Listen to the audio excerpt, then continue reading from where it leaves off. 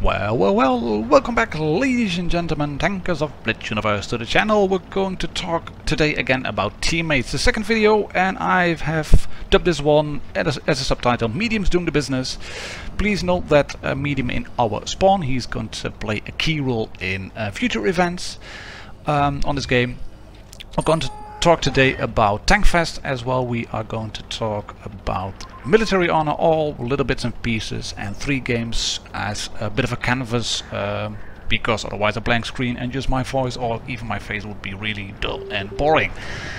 Yeah, first things first, do leave your questions for the developers for Blitz in the comments below. As you will probably all know, I'm heading off to Tankfest on Thursday. We are invited there by Wargaming, together with Skate, Extreme, Omonad85, Mizi will be there, Mizi69 and Pushka on Blitz. And yeah, we have a day together with the developers on of the game, where we can ask some questions about future maps, updates, game features, how they buff tanks, nerf tanks, what they intend to do about military honor, etc. And yeah, if you have any questions for the developers, please drop them below. I'm happy to ask them. I for one think that military honor in itself is flawed, and not just a bit flawed, but like really flawed. I think it's best removed from the game, because it is, even if it's funny to give upvotes to people who really play good, it gets abused a lot by seal clubbers, stat padders, and it kind of demotivates, I think, new players, because yeah, if you do your level best trying to play around, and then just get downvotes because you are new to the game and you don't know the maps and you don't know the reload speeds of tanks, or speeds of tanks, or don't know if some tanks are autoloaders or not, or really big guns, or don't know how to use HE, or think you should use HE because it does maximum damage, etc. All those things you learn from experience. People should be allowed to gather that experience and yeah, just not get demotivated because someone else is getting picky and annoyed because you try your level best, but it's just not enough in the eyes of some salty players. That's the one thing that bothers me about military honor. What does bother me from time to time as well are actually people like this, the T62. That was the guy in our spawn who only moved right away as we were crumbling, really. He only decided to start moving when the red T54E1, the T57 Heavy, the Object 268, etc. decided to push him. Yeah, sure, we were camping, we are really fuckers and everything, and he's going to watch us die, and I will die in the end because I screwed this shot up. I mean, don't know where it went, but I screwed it up. I have a bit of lag in the end, which means I'm going to get shot a bit more by this WZ-120 than I would like to. He's coming over me, he doesn't bump into me, that's good. He manages to shoot me, however, for a fairly high roll, or 401 in total. But I done this one, I only track him. Annoying. Because I have to suffer one more shot from him, and I shoot him here. Trying to do HE, can't get to his back, going back to AP, so I track him again. Yes, thank you very much. He misses, which is good. I can pop adrenaline and then kill him, and I'm going to screw up monumentally because I'm thinking, oh shit, where is that Death Star? I should have stayed behind this rock, really. Just stay there. Just wait for him to go. I was thinking he's going to pop up on the middle and I can then get behind the rock and be safe, but no, he shoots me, kills me. Stupid move. And I really got distracted by that T62 just yelling in global chat, which is one thing I think Wargaming should remove as well. Leave your comments, your questions in the comments below if you think it is. I'll ask Wargaming about it. But yeah, those I don't think military honor or global chat are really useful assets. I play console as well. We don't have it on console, and I don't miss it really. So yeah. Nevertheless, back to the teammates. Really rambling. maybe I should script my videos, I'm not sure. Right. Back to teammates. I have 2 more games for you today, and 2 of them are in big guns, the Jagdpanzer E100 and in the Death Star. And yes, this is old vignettes. Yes, this is a video which is nearly 4 months old, 4 months old. But I decided to include it anyway, because the Tortoise, the Kampfpanzer 70, they were doing the right thing. I was spotted, they were spotted, and they saw me driving back, and they realized, right, if we're going to town now, we're going to get screwed monumentally, because we will be the only ones there, and the Tortoise and the Kampfpanzer. I mean, Tortoise, good DPM, I've done a full review on it, but if you get circled by a Leopard or a T-54 who's now dead, but we didn't know that before, if you're going to get circled, you have a bit of a problem. Well, this one, SCB is going to circle around, and I have a little buddy, which is called a Leopard 1. And he's going to help me. He's going to help me a lot, because I can shoot this Object 74. I angle, bounce a shot on my front plate. The Leopard shoots as well. I think he bounces on the M103, and there's 3 tanks rolling in now over the IS-7, M103 and Object 268, and there's still an SCB down below. But just the 2 of us, together with some support from the back, we're basically holding this flank against 4. If I would have been alone, just me in my fairly fat-ass Jägerl, we would have had a problem, because then I would have been able to shoot probably the M103 here, but would have left him on 330 or something, and then I would have had a problem with a full health STB-1 rolling in. The Leopard takes 2 shots from me. 1 from the M103, 1 from the STB, but he finishes off the M103.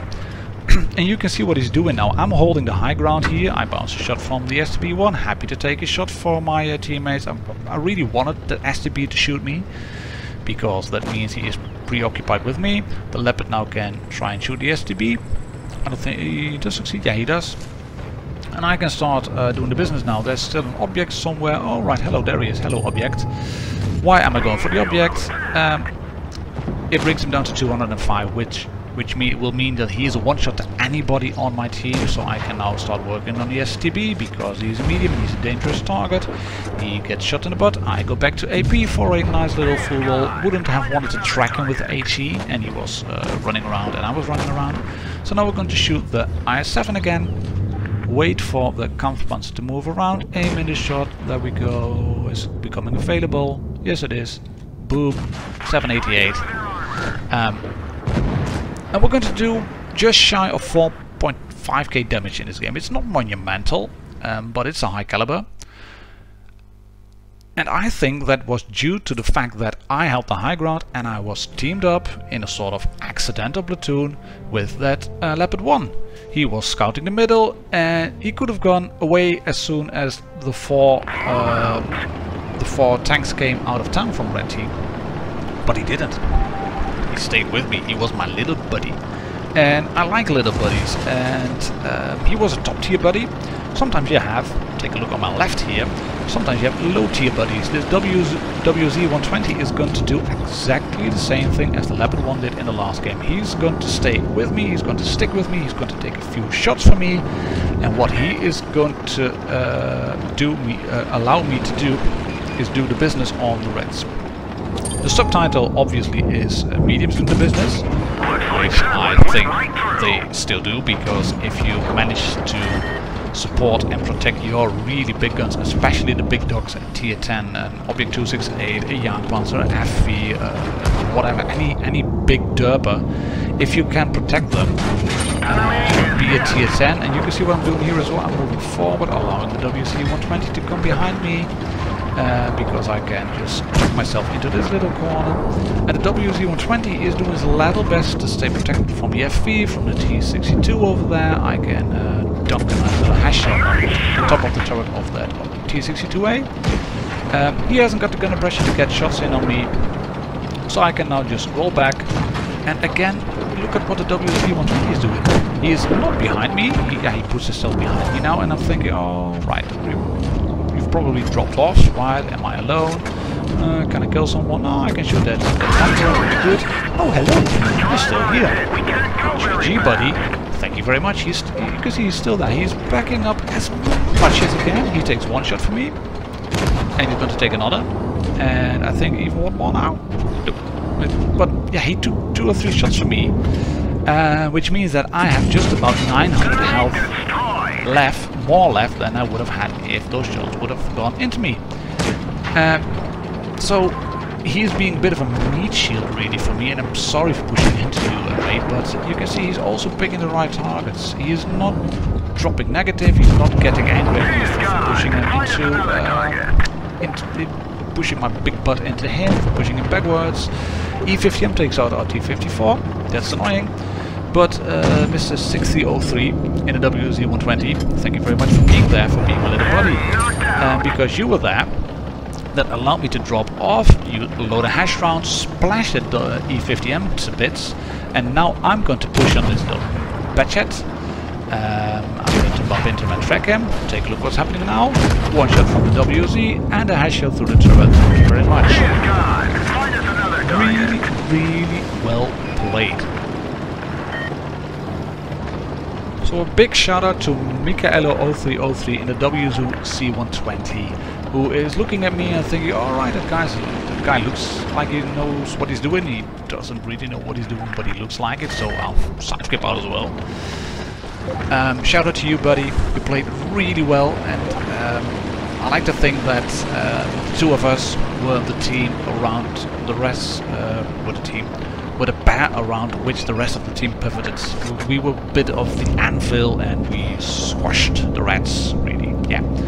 And Barbello, of course, as well, on the Leopardon Vineyard, you really played well, mate. Really well done. I don't know if you're a subscriber or not, but shout out to you as well. And yeah, I think this is how you should play medium tanks, be it bottom tier or top tier. But yeah, well, this shot. Why? Well, hey ho.